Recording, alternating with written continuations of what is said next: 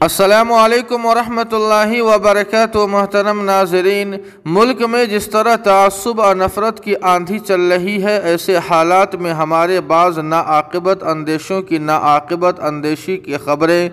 لگاتار ملک کے مختلف اخبارات، ٹی وی چینلز، موبائل اور سوشل میڈیا کے دیگر ذرائع پر شائع ہو رہی ہے کہ کم عمر اور چھوٹے معصوم بچوں کو علاقائی مدارس میں تعلیم دلوانے کے بجائے بیرون ریاست خصوصاً تلنگانہ، آندھرا پردیش، حیدرآباد اور کرناٹک کا رخ کر رہے ہیں اور بچے حوادثات کا شکار ہو رہے ہیں۔ اسی لیے جمعیت علماء تلنگانہ اور آندھرا پردیش نے مدارس کے ذمہ داران اور والدین سے اپیل کی ہے کہ جو لوگ صوبہ بہار، یو پی اور مغربی بنگال کے طلباء کو دینی تعلیم دلانے کی غرض سے حیدرآباد یا اس کے اطراف و اکناف کے مدارس میں داخلہ دلانے کے واسطے آ رہے ہیں، ان سے گزارش ہے کہ حالات کو مد نظر رکھتے ہوئے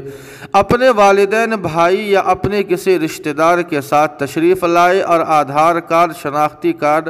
اپنے ساتھ ضرور لائے، کیونکہ جب طلباء 10-20 گروپ کی شکل میں اسٹیشن پر پہنچتے ہیں تو پولیس طلباء کو گرفتار کر لیتی ہے، جیسا کہ وجے واڑہ اور وشاکھاپٹنم میں طلباء کو گرفتار کیا گیا تھا، لیکن جمعیت علماء تلنگانہ اور آندھرا پردیش کی محنتوں سے کارروائی ہونے نہیں دی گئی،